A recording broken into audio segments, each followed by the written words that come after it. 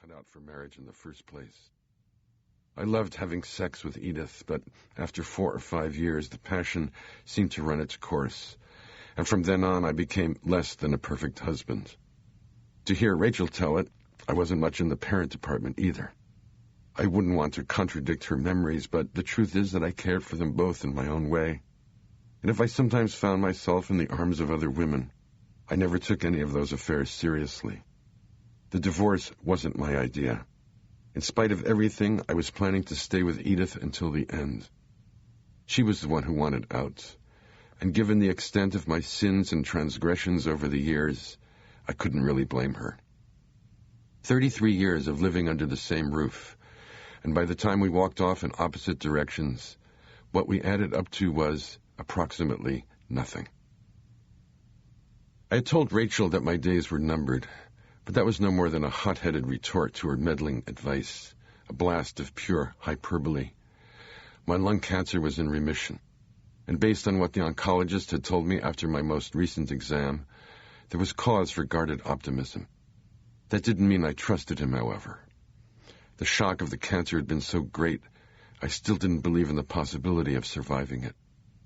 I'd given myself up for dead, and once the tumor had been cut out of me, and I'd gone through the debilitating ordeals of radiation treatment and chemo, once I'd suffered the long bouts of nausea and dizziness, the loss of hair, the loss of will, the loss of job, the loss of wife, it was difficult for me to imagine how to go on. Hence Brooklyn, hence my unconscious return to the place where my story began.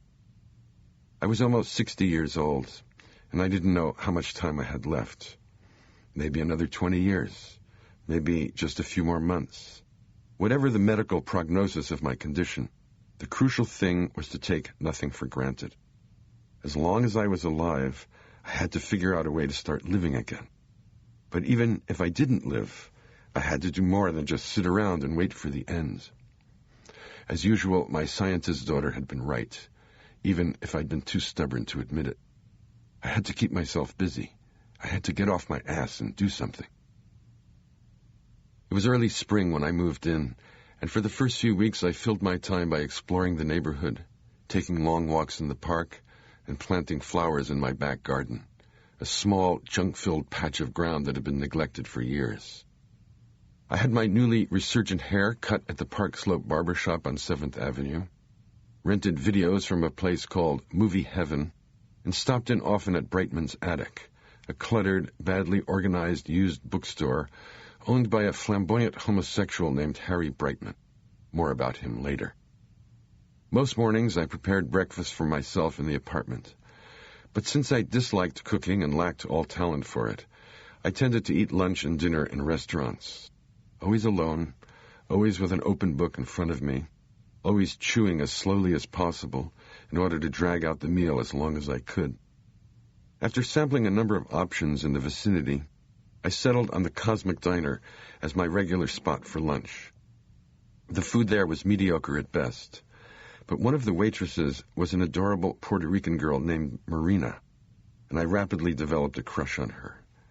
She was half my age and already married, which meant that romance was out of the question, but she was so splendid to look at, so gentle in her dealings with me, so ready to laugh at my less-than-funny jokes, that I literally pined for her on her days off. From a strictly anthropological point of view, I discovered that Brooklynites are less reluctant to talk to strangers than any tribe I had previously encountered. They butt into one another's business at will. Old women scolding young mothers for not dressing their children warmly enough. Passers-by snapping at dog walkers for yanking too hard on the leash. They argue like deranged 4-year-olds over disputed parking spaces. They zip out dazzling one-liners as a matter of course. One Sunday morning, I went into a crowded deli with the absurd name of La Bagel Delight. I was intending to ask for a cinnamon raisin bagel, but the word caught in my mouth and came out as cinnamon Reagan. Without missing a beat, the young guy behind the counter answered, "Sorry, we don't have any of those. How about a Pumpernickel instead?" Fast. So damn fast, I nearly wet my drawers. After that inadvertent slip of the tongue, I finally hit upon an idea that Rachel would have approved of. It wasn't much of an idea, perhaps, but at least it was something. And if I stuck to it as rigorously and faithfully as I intended to, then I would have my project, the little hobby horse I'd been looking for to carry me away from the indolence of my soporific routine. Humble as the project was, I decided to give it a grandiose, somewhat pompous title, in order to delude myself into thinking that I was engaged in important work. I called it The Book of Human Folly, and in it I was planning to set down in the simplest, clearest language possible an account of every blunder, every pratfall, every embarrassment, every idiocy, every foible, and every inane act I had committed during my long and checkered career as a man. When I couldn't think of stories to tell about myself, I would write down things that had happened to people I knew. And when that source ran dry as well, I would take on historical events, recording the follies of my fellow human beings down through the ages, beginning with the vanished civilizations of the ancient world and pushing on to the first months of the 21st century. If nothing else, I thought it might be good for a few laughs. I had no desire to bare my soul or indulge in gloomy introspections. The tone would be light and farcical throughout, and my only purpose was to keep myself entertained while using up as many hours of the day as I could. I called the project a book, but in fact it wasn't a book at all.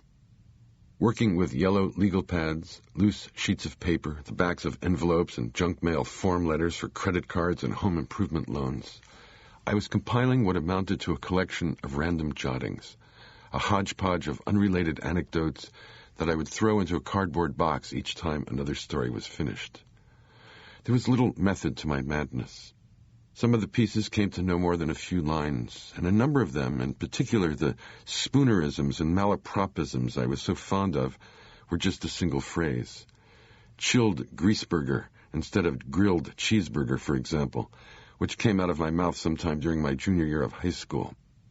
Or the unintentionally profound, quasi-mystical utterance I delivered to Edith while we were engaged in one of our bitter marital spats. I'll see it when I believe it. Every time I sat down to write, I would begin by closing my eyes and letting my thoughts wander in any direction they chose. By forcing myself to relax in this way, I managed to dredge up considerable amounts of material from the distant past, things that until then I had assumed were lost forever. A moment from the 6th grade, to cite one such memory, when a boy in our class named Dudley Franklin let out a long, trumpet-shrill fart during a silent pause in the middle of a geography lesson. We all laughed, of course. Nothing is funnier to a room full of 11-year-olds than a gust of broken wind. But what set the incident apart from the category of minor embarrassments and elevated it to classic status, an enduring masterpiece in the annals of shame and humiliation, was the fact that Dudley was innocent enough to commit the fatal blunder of offering an apology. "Excuse me," he said, looking down at his desk and blushing until his cheeks resembled a freshly painted fire truck. One must never own up to a fart in public. That is the unwritten law, the single most stringent protocol of American etiquette. Farts come from no one and nowhere. They are anonymous emanations that belong to the group as a whole. And even when every person in the room can point to the culprit, the only sane course of action is denial. The witless Dudley Franklin was too honest to do that, however, and he never lived it down. From that day on, he was known as Excuse Me Franklin, and the name stuck with him until the end of high school. The story seemed to fall under several different rubrics, and after I had been at the project for approximately a month, I abandoned my one-box system in favor of a multi-box arrangement that allowed me to preserve my finished works in a more coherent fashion. A box for verbal flubs, another for physical mishaps, another for failed ideas, another for social gaffes, and so on. Little by little, I grew particularly interested in recording the slapstick moments of everyday life.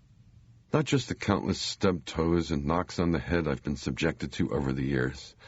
Not just the frequency with which my glasses have slipped out of my shirt pocket when I've bent down to tie my shoes, followed by the further indignity of stumbling forward and crushing the glasses underfoot. but the 1 in a million howlers that have befallen me at various times since my earliest boyhood. Opening my mouth